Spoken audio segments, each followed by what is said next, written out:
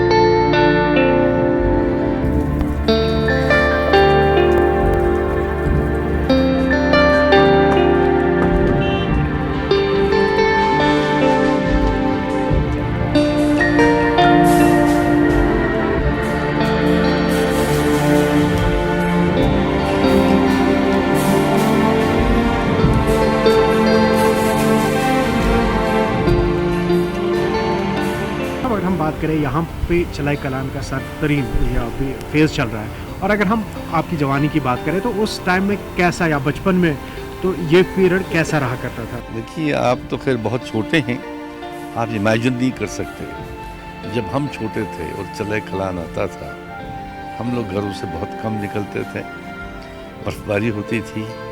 उस ज़माने में फंक्शंस जो हैं वो अंदर ही होते थे। इन अ वे जैसे दास्तानें सुनाई जाती थी, हमारी नानी, हमारी दादी बच्चों को बिठा के उनको कहानी सुनाती थी कि ये बच्चे बाहर ना निकलें, क्योंकि एक चीज़ होती है वो फ्रॉस्ट शुह जिसको कहते हैं कश्मीरी में, वो पैरों में हो जाता था, इसलिए बाहर से वो बचाते थे।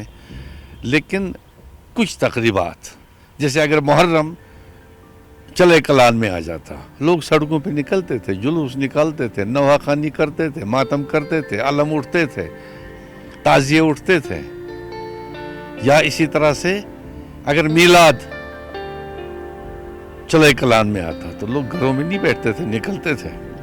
अलबत्ता एक बात है कि उस ज़माने में फेरन और कांगड़ी का ज़्यादा इस्तेमाल होता था, आदमी सेल्फ सफिशिएंट होता था, जहाँ जाता था कांगड़ी साथ थी, उसकी बुखारी साथ थी, वो घर में रखता था अपने आप। और उसमें यह भी था कि उसका बॉडी टेम्परेचर बढ़ता था, अंदर टेम्परेचर बढ़ता था, ये नहीं कि पूरा एटमॉस्फेयर वो गर्म हो जाए उसके बाद एक्सपोजर हो जाए। तो ऐसा नहीं है। आबादी कम थी, जाहिर है कि आज के मुकाबले में एवेन्यूज़ कम थे, इतने ऑडिटोरियम्स नहीं थे, इतने स्कूल्स नहीं थे, इतने कॉलेजेस नहीं थे, यूनिवर्सिटियाँ इतनी नहीं थी, और आप जैसे नौजवान लड़के इसमें मीडिया में नहीं थे। ये था ही नहीं, टेलीविज़न तो ये कल की चीज़ है। ज़्यादा से ज़्यादा रेडियो था, सैलाब आता था, हम एक टेप रिकॉर्डर लेके कहाँ कहाँ पहुँचते थे कि ज़रा पूछें लोगों से।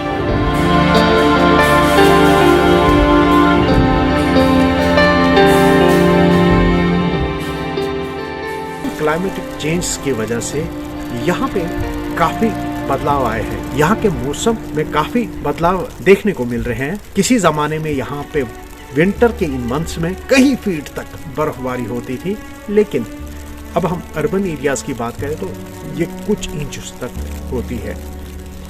सर्दियों के इन महीनों में यहाँ पे हाईवे बंद हो जाता, एयर ट्रैफिक बंद हो जाता पोर विजिबिलिटी के कारण, लेकिन तब भी जिंदगी चलती रहती थी।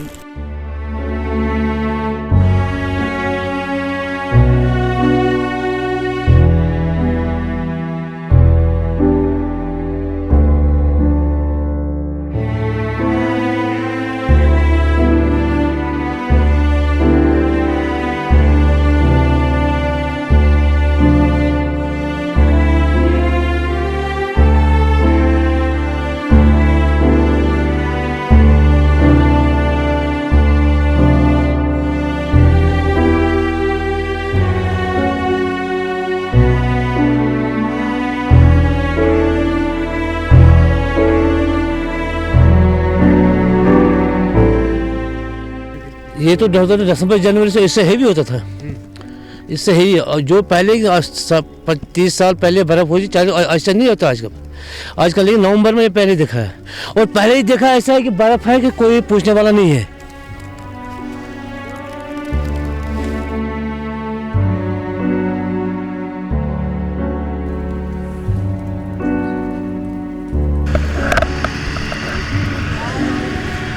जम्मू जा रहा था, फ्लाइट कैंसिल हो गई, वहाँ से वापस आ गए। तो अभी बर्फबारी हो रही है, तो कैसा लग रहा है आपको? लग रहा है कि आप निकल पाएंगे? बहुत एंजॉय कर रहे हैं बर्फबारी में, बहुत अच्छा लग रहा है। तो फ्लाइट कैंसिल हो गई, फ्लाइट उसका दुख नहीं है? बर्फबारी देखने का ज़्यादा मज़ा आ रहा है। फ्लाइट तो फिर कल चले जाएंगे। सभ्यता का दारोमदार मौसम पे भी होता है। जियो क्लाइमेटिक कंडीशंस की हम बात करें, जियो क्लाइमेटिक कंडीशंस के साथ यहाँ के लोगों ने हमेशा जीना सीखा है। चाहे कैसे भी हालात रहे हो, चाहे कैसे भी मौसम रहा हो, लेकिन यहाँ के लोगों ने जीना छोड़ा नहीं।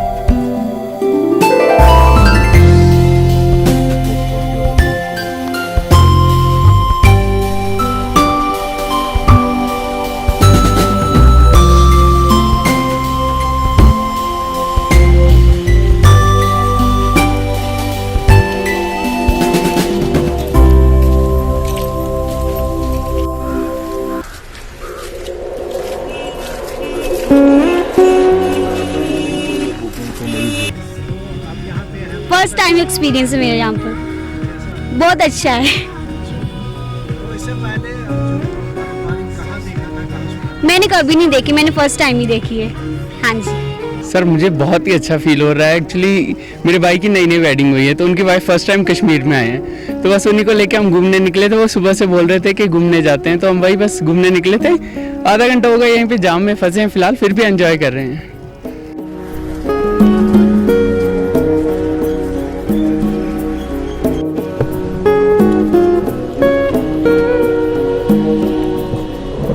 डॉक्टर साहब, अगर हम कल्चर और मौसम के हवाले से बात करें तो कैसे आप देख रहे हैं, कैसे कहाँ पे मेल खाता है, और खासकर जब यहाँ पे चलाई कलान का 70वीं सीज़न अभी जारी है?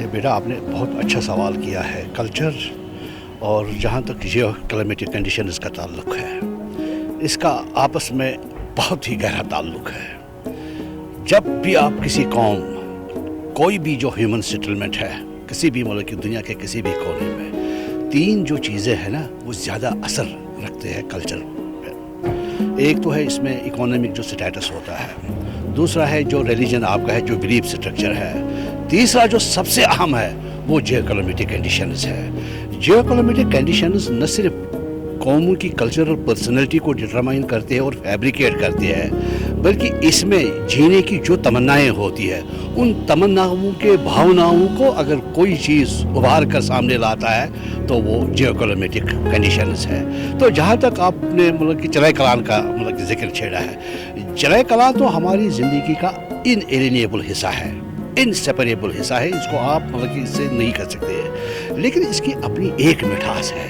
इसकी अपनी एक अलग ब्यूटी है। ये नहीं कि मतलब कि हाँ मौसम आता है, सर्दी आती है तो इंसान मतलब कि बैठ के, नो, जो अगर हम पुराने वक्तों की बात करेंगे, जो एक कौम को पास टाइम्स होते हैं, जो मतलब कि वो अपने तफरीही के लिए कलेक्टिव तौर, इज्तिमाई तौर, उसमें मतलब कि मौसम कोई इम्पेडिमेंट नहीं बनता है। मौसम के अपने तकाजे हैं, उसमें कश्मीरियों ने खुसूसन ऐसे दास्तान गोई का जहाँ तक ताल्लुक़ है, या हम मतलब कि गुरेज सुनाते थे, जब भी मतलब कि पैसेजेस हमेशा बंद रहा करती थी। ये जो जाड़े का मौसम है, आज 3-4 महीने, बिल्कुल कम से कम 7 महीने तक जाड़ा मतलब कंटिन्यू होता था, और सारे जो पैसेजेस होते थे वो बंद हो जाते थे। फिर उस वक्त भी कश्मीरियों ने अपने आप को तफरीही देने के लिए कुछ ऐसे डिवाइसेस इन्वेंट किए हैं जो कि बिल्कुल मौसम के साथ मुताबिकत रखते हैं। अगर आप कश्मीरी क्यूजिन की बात करेंगे, ये जो हरीसा वरीसा है, कहवा है, बाकी है, गर्म चाय है, नमकीन चाय है, ये भी कल्चरल जो मतलब कि इनको जो डिटरमाइन किया है वो कल्चरल मतलब कि रियलिटी ने किया है, वो कल्चरल कंस्ट्रक्ट नहीं किया, वो जियोइकोनॉमिक कंस्ट्रक्ट ने उसको डिटरमाइन किया है। इसलिए मतलब कि हम मौसम को कल्चर के साथ अलग नहीं कर सकते हैं।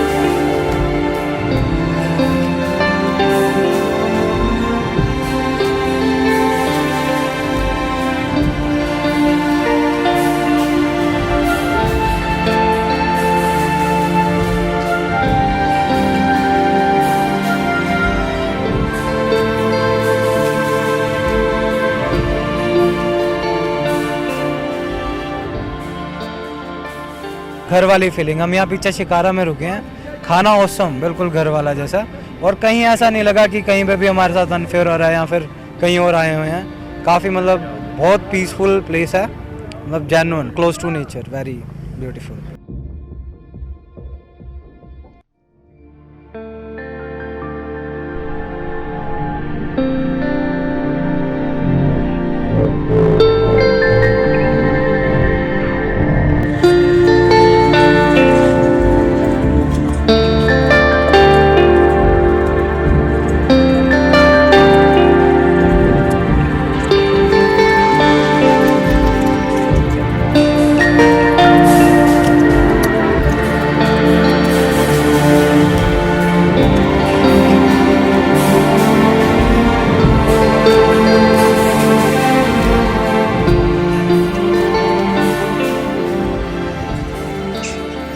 तो फ्रेंड्स, उम्मीद करता हूँ कि आपको हमारा ये ब्लॉग पसंद आया होगा, और ऐसे वीडियोस को देखने के लिए हमारी चैनल को लाइक और सब्सक्राइब करना ना भूलें। तो लेता हूँ मैं इजाज़त आज के इस ब्लॉग में। अगले ब्लॉग में फिर मिलते हैं।